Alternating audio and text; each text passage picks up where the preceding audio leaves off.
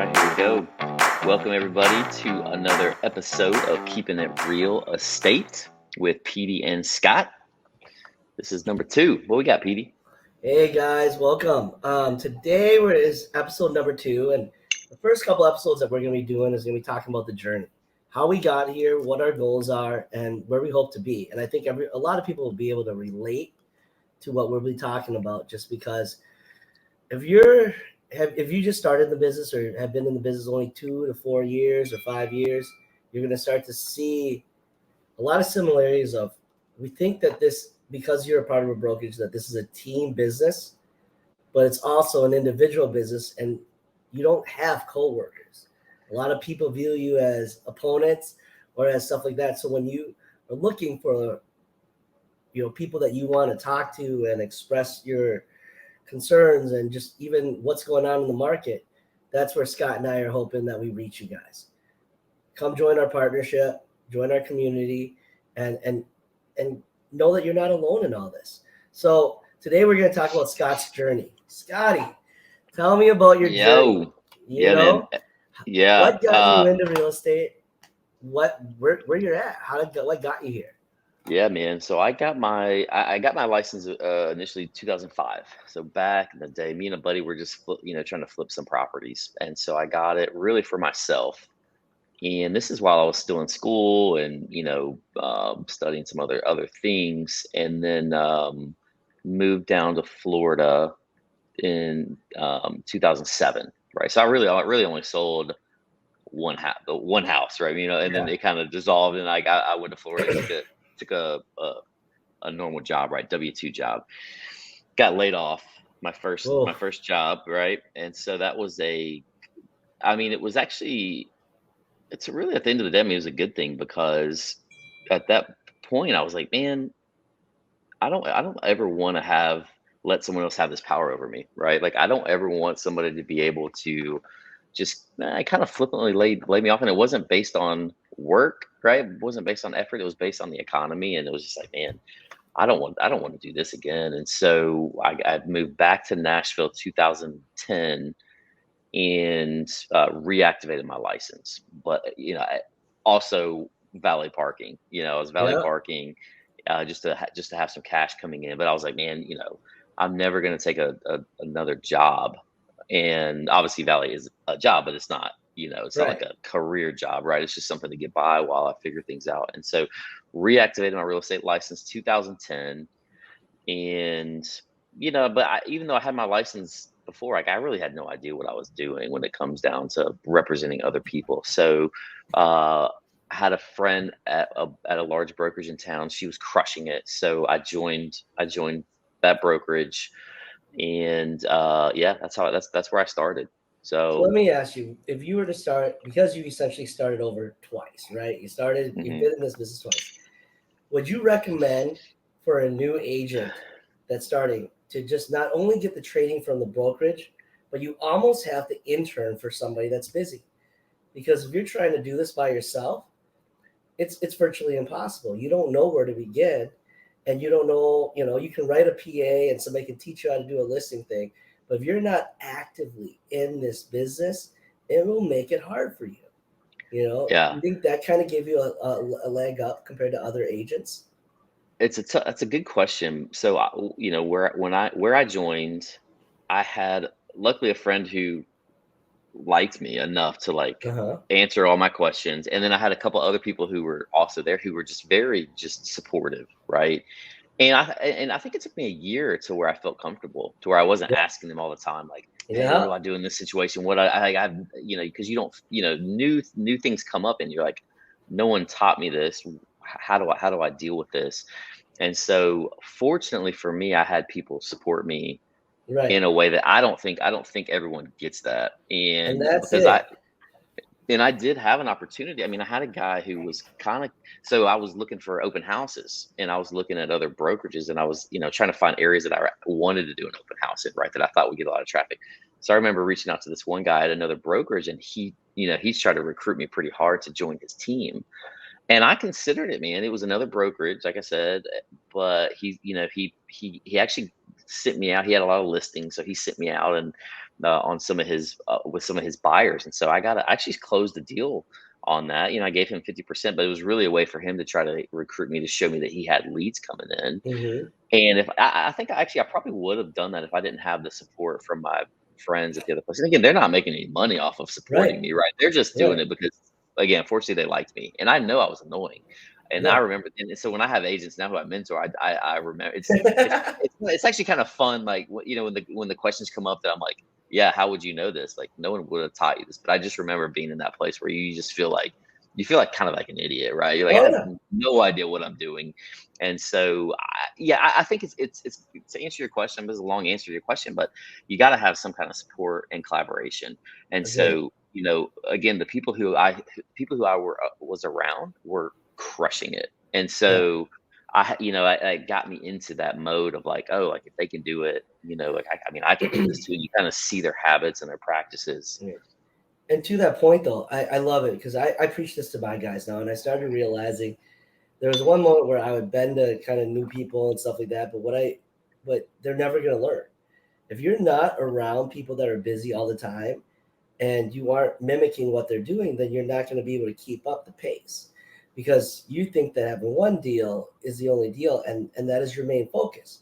But if you want to have longevity and be great in this business, you got to be around people that have a fast pace so that you can get that cadence going. You can talk to them. You can see what it's like to actually be busy versus walking in blind, not going, okay, yeah, I think I'm at 10 houses. I think it's great. No, you can do more. You just have to try and you have to be around people that are. So I love that. That is amazing. So when did Yeah. you see yourself ramping up? Like after your first year? Yeah, so I mean it's so I started in January 2010. Maybe yeah, it may have been 11, maybe in 2011 that I really got started. But I didn't have a deal for my first 3 months. So I was Right? I was valet parking pretty much Thursday to Sunday, and then I was in the real estate office Monday, Tuesday, Wednesday, and Yeah. then sometimes later in the day, later in the week. And I didn't have a closing for 3 months, and it was an $89,000 condo that my friend referred to me, so I had to give her a 25% referral. So I think I made like maybe $1,200 at the most, maybe less than that, and which again but what I did is I divided the that by how many hours it would have taken me to do that Yeah. at the valet stand, right? I was like, well, this is still pretty good, based on that. It'll probably take me, I don't, I can't remember, how many hours that would take at doing it that way. But then I had another one the next month, and then I had one the next month, and then I think July I had like 3 deals. And Oh wow. I was like, dude, this is, it was like the world, everything, it's so fast, right? When you're new in the business, like The one stars were deal, it's like, aligning and you're like, it's so ah! fast, I'm like, I'm so stressed, like have 3 deals, like my life's crazy. Yeah. And so, but when I got to that point, then I started slowly taking one day away from the valet, right? So Right. took Thursday off and put that towards real estate, and then took Friday off, and then Saturday. So then I was only working one day a week there just to have a little bit of coming in.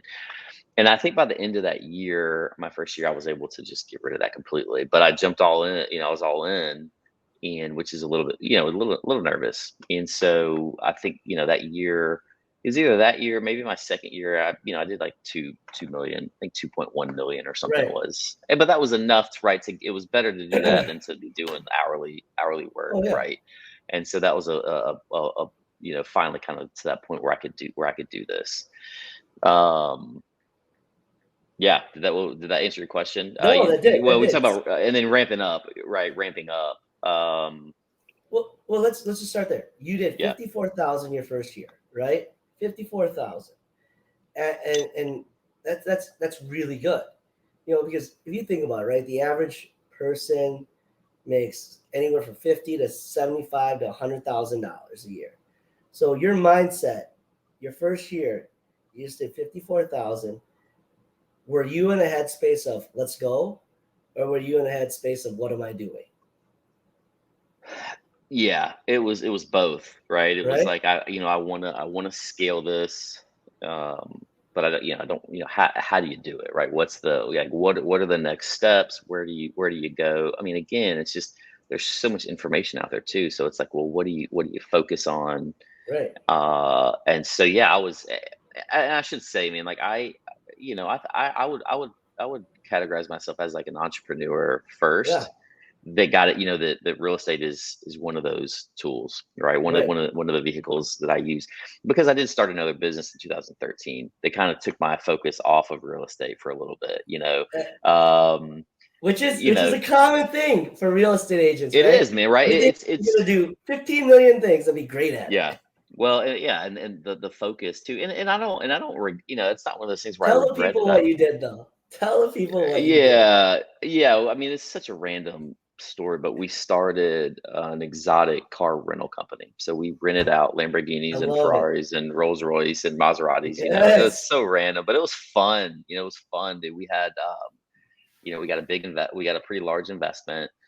We went and we had to go purchase these cars, so we had a contact in Atlanta. We went down and purchased like three of these cars in one weekend, and thought we were so cool. I'm making, $2,000 a month on from this business, right? But we're driving like these cars, around everywhere. You're driving And around a Lambo just in Nashville. yeah, I dude, love it. it was I wish fun, I would have man. known you back then. Yeah, I know, man. You're a car guy, so you would have appreciated that. But Yeah. we started that. It was really fun to start it, right? And then, but it just wasn't a profitable business. I mean, the model, we Yep. tried to make the model work and expand it in a way where we were the middleman or, whatever. But where, we were the middleman between guys who actually or people who owned the cars and people who wanted to rent Right. them and be that middleman, but we just couldn't get any insurance company to touch it. So Right. I did that for about a year and a half, and then I was just like, man, there's no money in the like there's we're not this is not going anywhere. So then I was like, So back to real estate. how'd that affect your real estate business? Making that It transition, actually trying to do too it, much. I made the conscious decision to put real estate on the back burner. I had to. Okay. I had to because so that idea that was in 2013. We came up with the idea in September of 2013. We pitched it to these investors in October. They said yes. We were open in December. Like two Wow. months. We had a showroom for the cars. We had offices, and we had about six cars at that time, and a functioning business. We Yeah. had all the behind the scenes work ready to go. So those that was a whirlwind, but it was fun to create. Yep. But that was just like real estate on the back burner, right? For like probably for that year and a half. Yep. But that did do is that it expanded my network like crazy. I mean, I Yeah. met Yeah. a ton of people in Nashville that I didn't know, Yeah. beforehand. And so when I worked my way back into real estate, I had all these new contacts Yes. at that point. So then 2015, 2016 were great for me. And really I think it was just because my network had grown so much. What did you do in 2000? So now you're third time back into real estate, Yeah, re-ramping it yeah, up. I love it. yeah, And again, this is a lot of people don't realize your journey isn't about failures. You learn from it. Like yeah, you may stop to do something else, but I see so many people that just start real estate and then think they're an investor, home flipper, all this stuff, and they don't focus on the prize of what they're doing.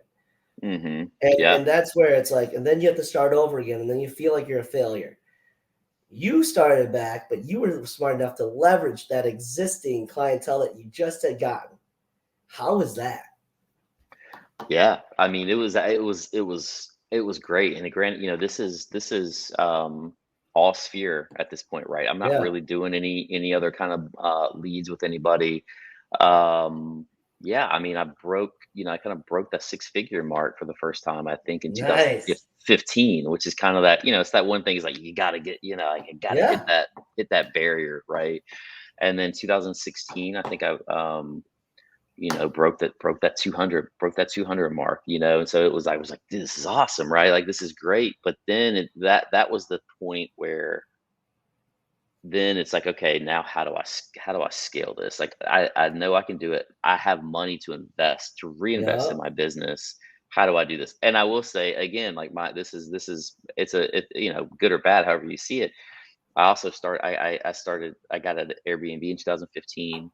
And then I got a couple, then people wanted to partner with me on the Airbnb stuff. So I ended up having like 8 Airbnbs, in that between, probably 2015 to 2016, 17. And And you so were Airbnb before it blew up, which I is started, huge. I had a duplex that I've owned since 2005, and I Airbnb the front part because the guy in the Yeah. back was paying for the whole note, so it was low risk. Right. And I was like, dude, this is awesome. I'm tripling what I was making on the, on the monthly rent. So then me and my brother got a place. Then I had, friends from high school. I got, we I bought two houses with a friend from high school, and then another guy out of New Hampshire, and then so people wanted to start partnering with me, but Yeah. the part of it was that I was managing them. At some point, I'm like, oh, I can't get any more mortgages. So you got to get the mortgage in your name. Right. I'll manage it. I'll find the Right. deal. I already know the system now. So it was a whole nother business, right? So like I had a Yeah. full-time admin at this point, but she's helping me. Part-time was Airbnb, part-time was my real estate business, right? So Yeah. I'm still like You're, divided, you're still but running I two just businesses. it's two businesses, man, and Yeah. Airbnb is like it's like having a hotel because Oh yeah. it's always open. So anyway, that's where I was though with it, but all the while trying to figure out how do I treat this real estate Right. as a real business, right? Because I'm still at the end of the day I'm self-employed, right? Right. I'm trading my time for money, and the Agreed. whole thing, Robert Kiyosaki's four quadrants of getting into the business owner and an investor. Like, how do you get out of that left-hand quadrant? If you haven't seen it, employer, self-employed, business owner, investor. But employee and self-employed, we're still trading time for money. So Yeah.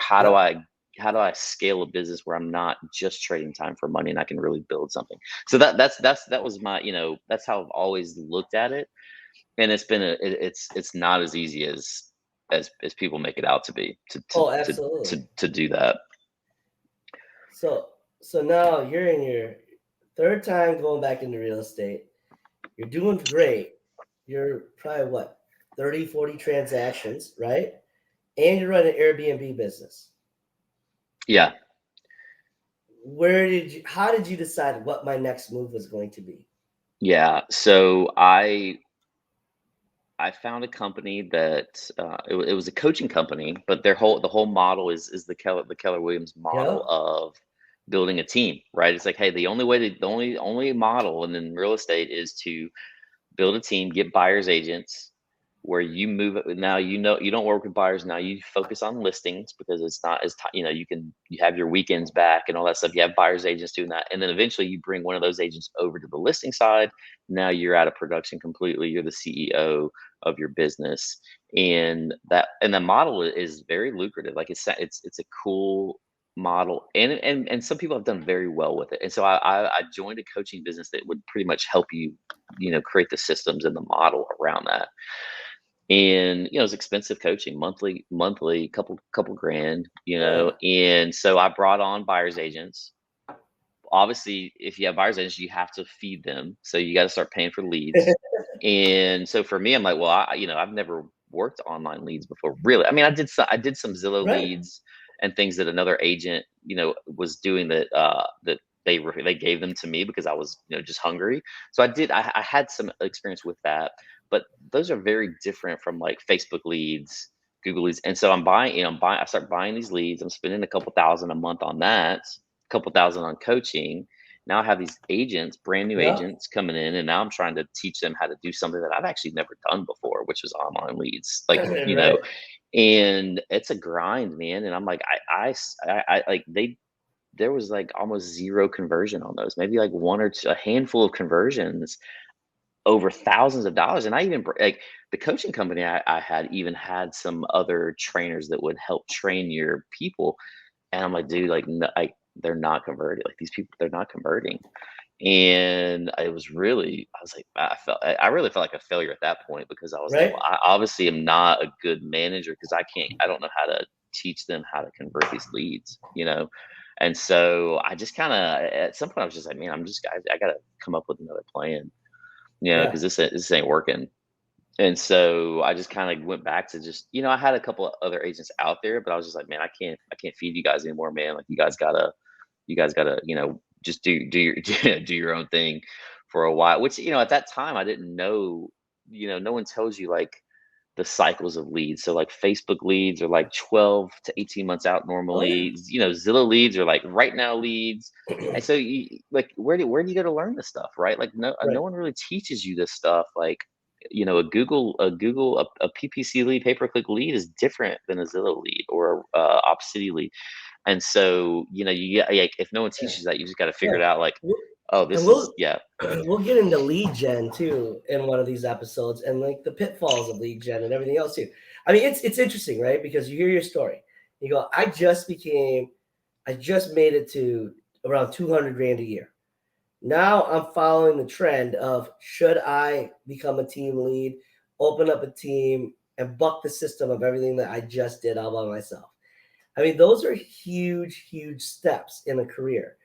And let me ask you, when you had a team and you were going through all that, a lot more stressful than being an individual agent at that moment prior to It that? was it was stressful, yeah, because you feel like you have to provide for Yeah. these people, right? But then also, like, my production went down because I'm spending so much time, I'm giving them. Mhm. I could take these leads and probably convert, better. Yeah. Yeah. Maybe not. I don't know. Again, I'm like those kind of Well, leads. I had never done before. But I was like, I'm spending all this money on them, trying to make them successful, and like, as my production goes down at that point, right? I'm yeah. like, I don't know about this. Maybe I'm not cut out for for Well, this. and that's one of the biggest hurdles as you're changing, you're pivoting your business Yeah. plan. And again, we'll go through that. I went through that this year, trying to Hmm. understand and learn how to build a team. And then I had to come to the realization, maybe this isn't for me. Maybe it's not, and so no, and that's totally interesting. So you do the team thing. How long did you do that for before you transition back into just being you again? Yeah, that's a good question. I mean, I didn't give up on that for a while. I mean, let's see, I was still at so I'm with EXP now. It was before, with my previous brokerage. So that would have been 2006. I think 2016, 17 is when I hired on, two agents. Yeah. And then I switched over to EXP in 2018, still had some agents, brought on a couple more. So it was probably three. I mean, it was a while. It was probably two. It was probably longer than it should have been, honestly. Right. But 3 years. I mean, I wasn't giving up on it, for a Right. while there. I was like, man, I'm gonna figure this out. Like, and I see these other people doing it, right? Like, it's not like the model doesn't work. I mean, it can work. No. It's just like, I just don't. There's just a lot of variables, and it's just not as easy as a lot of people want to make it look. I always attribute to it, it's your truths. What do you have the patience for? Because Yeah, like there's something for everybody. It's just figuring out, is this my way of making money? You know what I mean? yeah, yeah, Because exactly. there are guys that love it, man. They want to just all day long. I want to just coach, show people how to do this, and then you look at it going, well, I should be able to do that. And you're trying to Yeah. copy them and mimic them, and you don't even realize what your skill sets and talents are. And I think Yeah. that's where what I hope people get from this is start to see that even for us, every day we look at and do a lot of introspective thinking about what our skill sets and talents are to get us to where we're at. Because if you can fully unlock your skill sets and talents and know what you love and find a passion for it, you're not going to get burnt out trying to mimic somebody else that's successful at whether they're having a team or whether they're out of production and now all they want to do is just give leads. It's really interesting because it's easy to find the guys that are so successful at this and make a ton of money. And then you can look at them going, well, I could do that. And you're like, but do I really enjoy it? Is that Mhm. what I want to do? And I think that's where you've headed to now, because I've seen your growth in the last, since I've met you last year. And you seem happy, Mhm. not stressed out. And that's a huge thing, right? Because we see Yeah. people all the time that go, oh, I maybe got 5 more years in this industry and then I'm out. Yeah. I don't see that with you. I Yeah. see you going, man, I really enjoy people. I love what I'm doing. And now I'm getting to that kind of, that prime of my real estate career where I got business coming in. I've hit the pitfalls. I've done the burning of the money that I need to burn, and now I can be happy. And Yeah. so where are you at now? Now that you've finally reached that level, where do you go from here? Yeah. Yeah. Last year I spent one level in my career that I still have not reached is at EXP we call it icon, and with that, so I pretty much pay $16,000 into EXP for the year, right? I'm on an 80-20 split. Once I cap, if I sell 20 more houses in that year, then they give me all that $16,000 back in the form of stocks, and you're an icon, And so for me, that's just something that I wanna achieve, right? Right. And so and I've been close, and I just haven't done it yet. And so my year is March to March. But last year I was like, man, I really want to, scale my business and figure out how to do this. Dude, I threw money at everything last year just to see like what's gonna work, what's not gonna work. I hired an ISA. I was paying $1,600 a month for an ISA where they're out of I think he was in Taiwan or the Philippines, but the company kept half of it, right? So I paid $1,600 a month. Yeah. They kept half pretty much for finding the talent, right?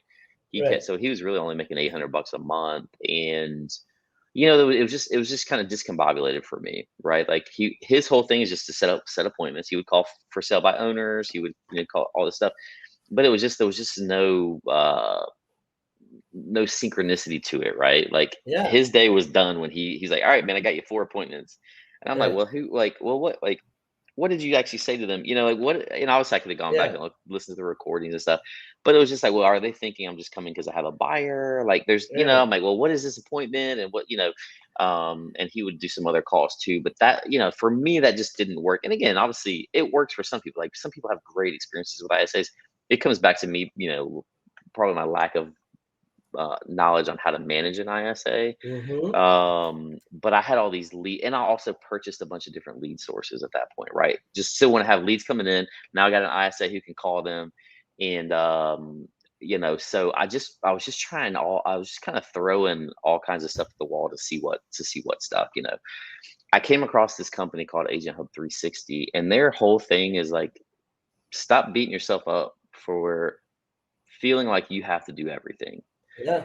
And they have really transformed my business. I mean, they've given me, because so let's go back to that coaching program, right?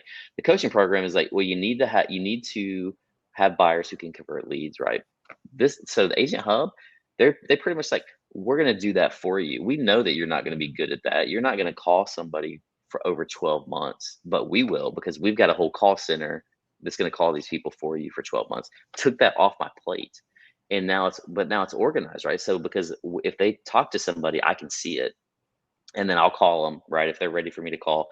And then if I don't get in touch with them, they'll call them again. So now I have a living and breathing database with people behind. I've never had a real CRM database that's like living. I say living and breathing because I have, probably 10, 15 people behind the scenes working on my database, and we go back and forth with it. So now I have a living, breathing database, and I don't want to get into too many details. I know I get excited about this, so I want to talk more too much about it. But Yeah. they've given me a level of infrastructure that I haven't had, to where now I can just focus on what I'm good at: talking to people, meeting people, writing contracts, negotiating, and Yeah. a lot of this other stuff is taken care of for me, and it's a game changer. And now I have, so the idea being, now I have too many leads coming. I have too not too many leads, but I have too many ready leads, because they're the incubator, right? These people who are 12 months out, they're working them. When they're ready, if I'm too busy, then I'm going to pass them off to other agents in my, I call it kind of like a flex team, Uh-huh. because I'm not, I'm not responsible for you guys, right? Like Right.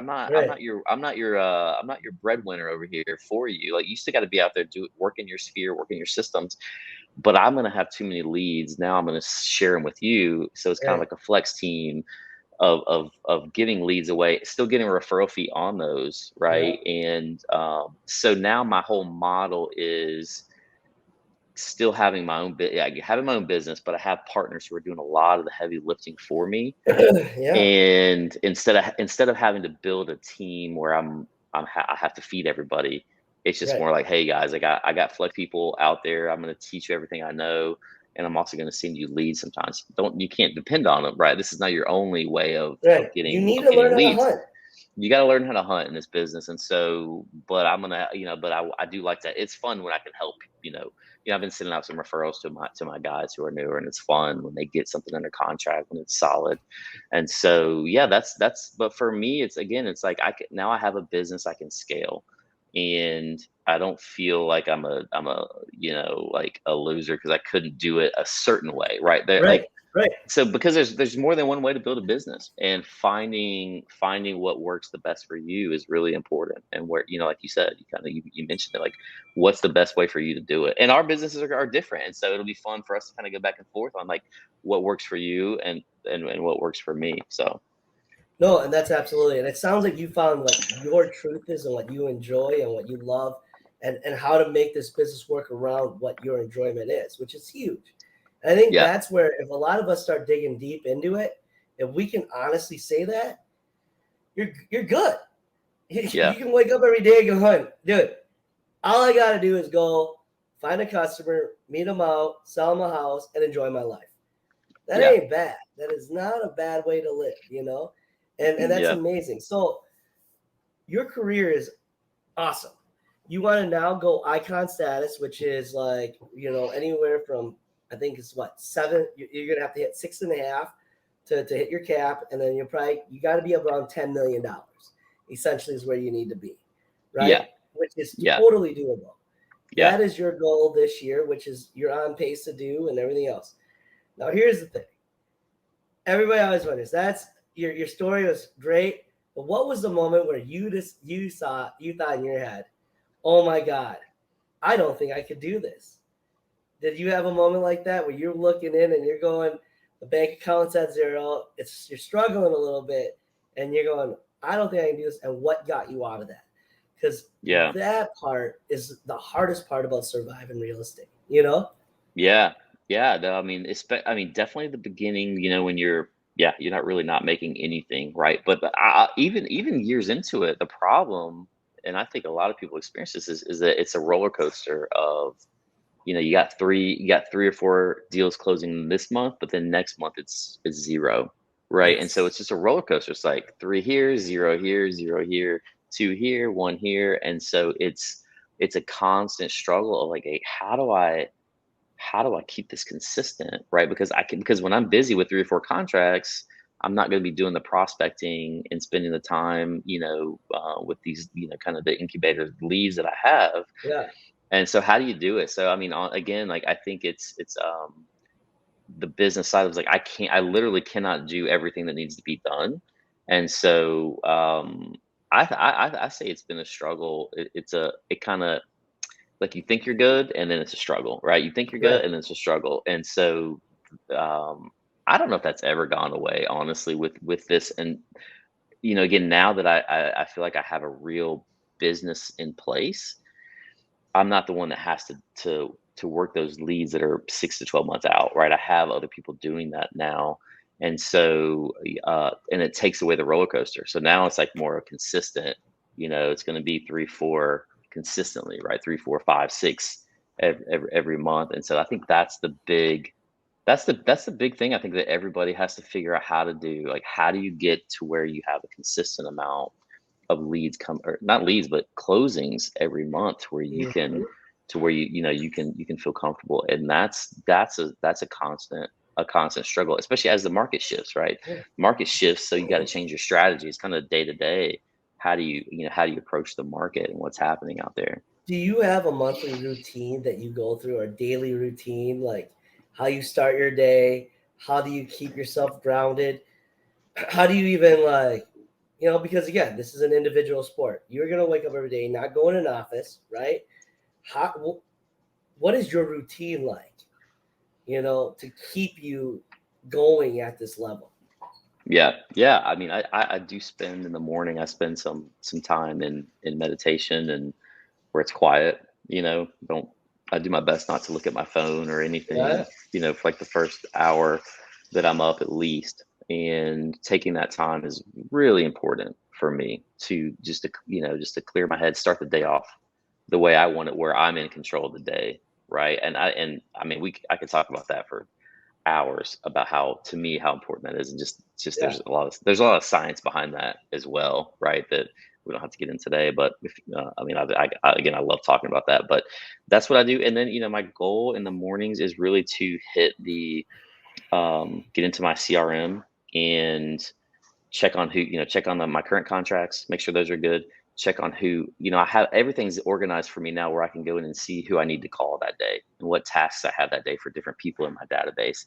So I try to do that, every morning because before the day gets crazy, right? So I can Mm-hmm. do the things that I need to do to make sure that I'm talking to the people who I need to talk to before everything hits the fan, right? So that's that's my main thing. Then obviously that gives you time in the afternoons to go and be on appointments and and show houses. And then if you don't have appointments, then I can just get back into my database and just keep making calls and or Right. just talking to people and everything. It doesn't always work out that way, right? Yeah. I mean, we're doing this. It's 9:45 my time, right? So this would be the time normally where 8 to 10 is like that time where I would try to be in my Yeah. hub, but now it's like, okay, so we're doing this. We're gonna start doing this in a little bit of that time. So I do some before this, and then I'll do some Yeah. after or some in the afternoon. So you gotta just for me, time blocking has been a game changer to be able to Yeah. time block and say, okay, if I do have to move it, then I just got to make sure it gets done that day. And I have a couple consequences that I give myself if I don't, if I don't do things. Yeah. So which I can show you that at some point. I have a calendar that I use that I have to burn money, burn $100 bill if I don't get my day done, just because I don't have any other accountability otherwise. Right. Right. And, So, and but and that's amazing, and that's a good step to where we should leave off is, I mean, this is what it takes, guys. You've been in the business, I mean, somewhere around 10 years, 12 years, yeah, and you reach levels and you go through it. It's a roller coaster. I always call it a marathon, because it's just, yeah, you're yeah, constantly just running and running and running. You can stop, but if you want to survive, you got to, and it never seems like there's like an end. Even if you get yeah, one deal, then it's two deals, then it's three deals. So if you're going to turn this into a career, it's just coming to that realization of, if Scotty can do it or if Pete can do it, I can do it. But I just have to surround myself with a strong mental focus of, when I think I'm alone, who can I call? Who can I join? Who can I be a part of to make me feel like I can keep going with this? And that's a huge step in your life. So yeah. nice job, Sky.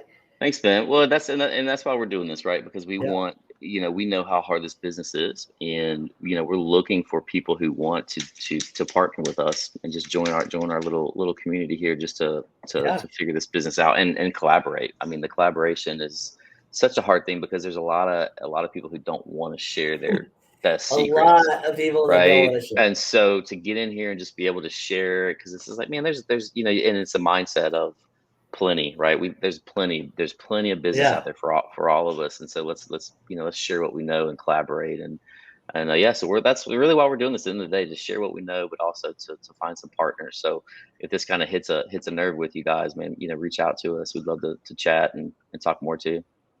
And we'll be posting our information right at the bottom of the screen. So feel free to text, call, or email, and we'll be available. All right. All Hey, right. guys. See Got to hit it. see see you guys next time on Keeping It Real Estate with Petey and Scott. Have a great week, guys. I See thought ya. that was